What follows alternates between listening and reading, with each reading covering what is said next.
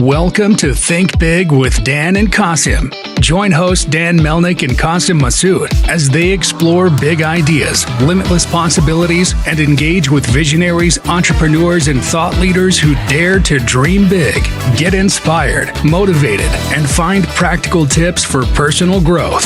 Think big, dream bigger, and ignite your potential. Welcome to Think Big with Dan and Qasim. We have Laba filling in for Qasim today. And our guest is Linda. So Linda, if you want to go ahead and introduce yourself, tell us where you live and what you do for a living. Sure. My name is Linda Fanaras, and I'm the CEO of Millennium Agency. I actually have two other entities as well. One is called Cannabis Brands, which is a marketing firm specifically for the cannabis industry, and another company which is called Eclatant Botanicals, which is an organic skincare line. So I have three entities. I'm located in Boston, and that's about it. We've been in business. The agency has been in business for about 23 years. So how do you manage your time running all these companies? Yeah, everybody asks that question. So it's a really great question. So Millennium is really our largest entity. So most of my focus does go on that particular business, and Cannabis Brands is a bit of a sister company to that. We do very similar things. So the type of work that we do is which syncs up very well with Millennium Agency. So that's relatively easy to manage because it's almost just doing one job twice, frankly, which we all know how to do. And then the other company, which is Eclatant, which has been around for like 2 or 3 years, is relatively new. It's a consumer-based product. It definitely was taking some longer to get moving, but I usually try to put most of my time into Millennium and cannabis, and then the third being Eclatant. So it's definitely a juggling act. It's always based on priority and what needs the most attention and when. Okay, that's great. So I want to ask how you got the idea to start being the entrepreneur at the first place. Like, how did you thought of that? I should start a business and I should do this. So how did you got the idea? So I worked for high tech for about 12 years. And that was great. I mean, tech was really sort of hot back then. It was just sort of an emerging market. It's growing really quickly. Lots of changes, and lots of ups and downs, of course, as well. So the reason I made that transition was primarily because I had a child and then I had a second child, and that required a lot more of my time. And frankly, back then, part-time was not a big priority for executives. It wasn't something that could actually happen. And I was able to do that for a little while, but then I realized in order to sort of have the autonomy that I wanted and the flexibility that I wanted, and I like to be my own decision maker, I decided to just make that transition. And it's a scary transition for anybody who is an entrepreneur or who is making that sort of small business shift from working for a company where you have a secure position to something that you really having to take a big risk on, and taking that big leap of faith and then having to hire staff and all of that can be, quite challenging, quite scary, and really risky. I'm a firm believer, though, if you love to do something, which I love to do marketing, obviously, and you can be persistent in your passion and in your, be determined and focused, then you'll get to where you want to get to. Sure. So what was your biggest challenge when starting this business? Yeah, that's a great, I hate to talk about this, but in a sense, I will speak about it because I started the company a little bit while I was working for the other company. But when I really decided to make that big shift and like hire some staff and invest in the company and actually like get larger space, office space, it was like August of 2001. So it was right before September 11th. So what had happened is I made that transition. And then the next month, really, the world frankly stopped. And our focus was elsewhere, and it was a scary time. And I really questioned whether, am I, what is going on here? Am I really making the right choice? And should I just backpedal right now? But I had made that decision. When you think about something and you take a long time to make the change into a big leap of faith like this, it's something that you have to own and just embrace and go for it. Because if you don't go for it, you'll never know on the other end. So I just made the decision and the promise to myself that I would frankly just kind of keep my head down, stay focused on the end goal, and try not to think about too much else that was going on around me, although very devastating, but that was the key as far as the entrepreneurial spirit. So how do you use your marketing knowledge and expertise in your e-commerce brand and to grow it further? Yeah, we do a lot. I mean, a lot of it's online. We do social media, obviously, video. We do a lot of outreach. We have some influencers that we work with as well. But all of this, the purchases are made online. We're starting to work with other larger online platforms to get the product on that as well, to just open up our presence and our opportunity that's out in the marketplace. And so those are some of the, steps that we're working on now. And then we'll just continuously add to that. And I think that's where people, struggle with marketing, is they may try something like, oh, let's try to do some social media posts, this week. And then they realize, okay, well, that didn't work. Look, nobody liked it. Well, that's not the way marketing works. So I always tell people, like, marketing is really a cumulative process. Yes, do your social media posts, but add to that and maybe put a couple dollars behind it and start, boosting those posts or purchasing paid ads, and maybe add another layer to that and do some digital ads, and maybe add another layer to that and do some influencer marketing. So it's really that continuous effort of really piloting new strategies and also measuring the effectiveness of them. And then that way you can either switch them out or you can just keep going with what you've set forth to do. Right. So you mentioned that you're running marketing for cannabis brands. So we actually had somebody on our podcast that runs one of those brands, and it's always very difficult with Facebook and Instagram and different social media platforms can be, either hiding content or banning content. So how do you work with, through those challenges of if you're posting on social media and if they're restricting some of the content because it is cannabis? It's true. That is something that's been very challenging since day one. It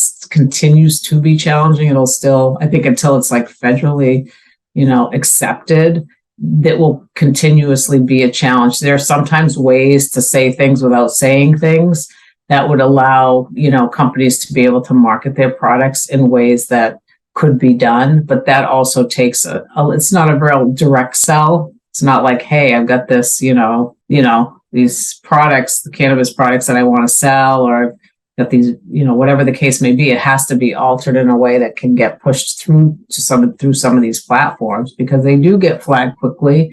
They have AI and algorithms that do that immediately. And then you have to go back and fight, which can take a long time, and some accounts get shut down, and that can be even more challenging and more difficult for companies to build their brand. So, being careful, especially on the cannabis side, is important, and making sure you understand a lot of the regulations that these software platforms have before you go out into the market and push your cannabis brand out there. And so how do you use technology in your business? Like, how do you manage and how do you stay up to date with all the latest trends and all the latest technology? Yeah, so there's a lot of technology out there. There's technology to do digital advertising. There's technology to do project management. There's technology, some companies use even Google or Microsoft platforms. I mean, there are a multitude of different, technologies that are being used. There's CRM systems. Some companies offer it all integrated. Others, you have to buy like 6 different platforms. And for us, some of ours are integrated and then some of them are not. So depending on what the needs are. So on the, project management side, we have something that specifically does that and ties into our systems. And then, on the billing side, some of that ties into that. So creating an integrated solution or technology solution is obviously valuable as long as everything talks to each other, right? The minute it doesn't talk to each other, then you're just basically having multitude of different platforms. So we have to just stay on top of it. I mean, we have to stay on top. Marketing is forever changing. It's not like buying a box of crackers. I mean, it's changing. It's constantly changing. And we have to be ready for those changes and just expect that they're going to change and be open to those changes.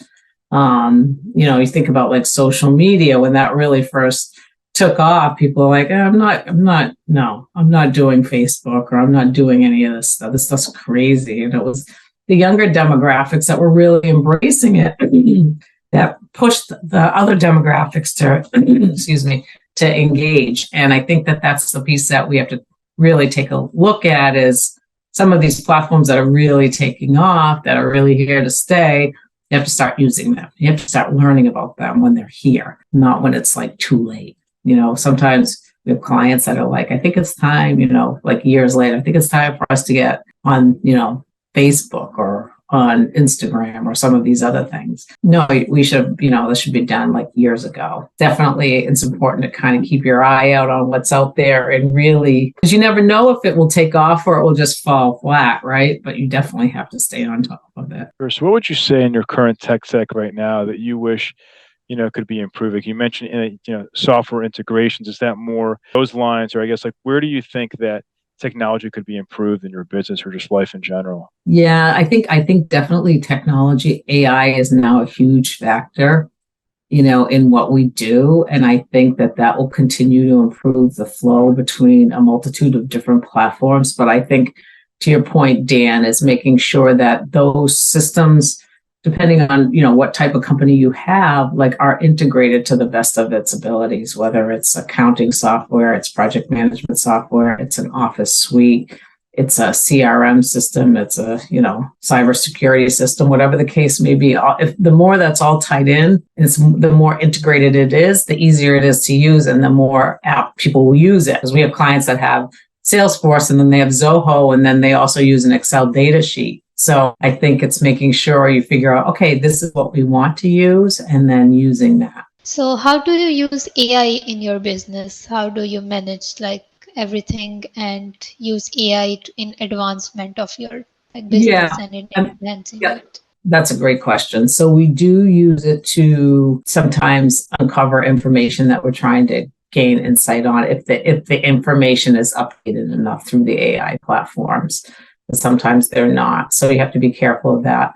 It can help craft content in some cases, but it's not always accurate, right? So it might provide like a starter for something, but not necessarily the final product at the end. So as far as being able to use it as sort of a starting point can be really valuable in getting like thoughts out that maybe a person might not be in the mood to get all their thoughts out. They know what they want to say, but AI is already ready and knows what it needs to say based on what's out there for research currently.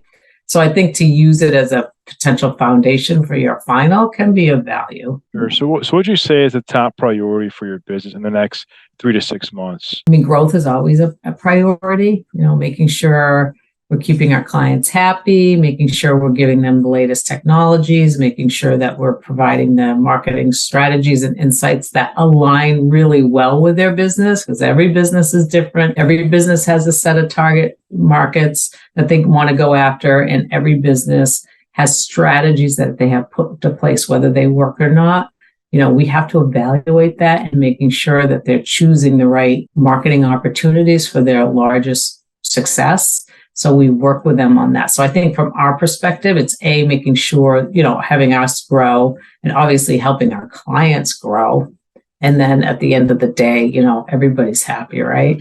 So what is the biggest piece of advice you wished you knew before starting your entrepreneurship journey? Yeah, I would say the largest piece of advice, if somebody said, hey, if you get down or if, you feel like you just like have had enough and you're like done, just let it go. Like just don't worry about it. Just move on. Try to stay focused on the future and not necessarily, although they tell you to live in the now, sometimes you just got to think about the future to move along and move through that process. So I think you're always going to have challenges. You'll have the wins and the losses. You'll have, the sales and the lost sales, and you'll have all these different scenarios. You'll just have challenges along the way. And it's if you can just move through those challenges as sort of gracefully and as smoothly as possible, it's just easier on the other end. So how have you been able to move through those challenges and stay resilient throughout your career? Yeah. I would say, I think everybody does things differently. Like sometimes I use problems to work with my staff to help move through challenges that require additional people. Sometimes I move through them by myself. And it's just really a matter of analyzing what those are and coming up with solutions that would be the best, or that makes sure that everybody is especially if it involves multitude of people, making sure everybody's satisfied and it addresses as many needs as possible and being as fair and obviously ethical as possible. So we have some high standards in the company as far as business ethics are concerned and integrity and authenticity. And I think if we stay true to some of those values, it gets easier to move through some of these larger challenges that we have. Okay, so if we were to chat with you in 1 year, what would you like for your business to be? What things you want for your business in 1 year? What you want to improve and what you want your business to be in 1 year? Yeah, I would say in probably a year. I mean, I think if we integrated more technologies that would allow for more of a marketing engine for ourselves and our clients, because sometimes that can be challenging when you're dealing with the different types of clients, is finding like the right engine that puts it all together. I think that would be a huge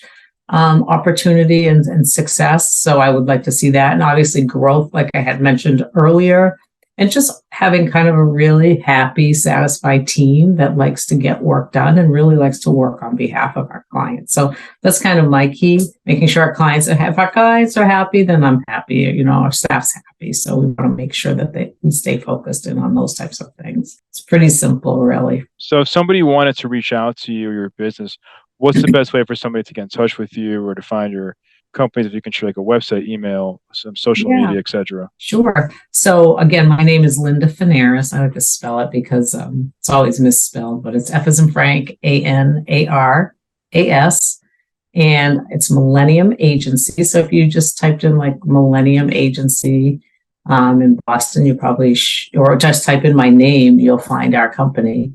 And you can email me directly at lfanaras. Again, it's FANARAS at mill.agency. And that's it. There's no .com or anything. It's just lfanaras at mill.agency. And you can get directly in touch with me or definitely feel free to connect with me on LinkedIn. Awesome. Well, Linda, thank you so much for your time. We're rooting for you. Hopefully we can chat again in 1 year as you guys keep growing and scaling your businesses. That sounds great, Dan. Thank you for having me. Thank you so much. Have a great rest of your day. Yeah, you too. Bye. Bye.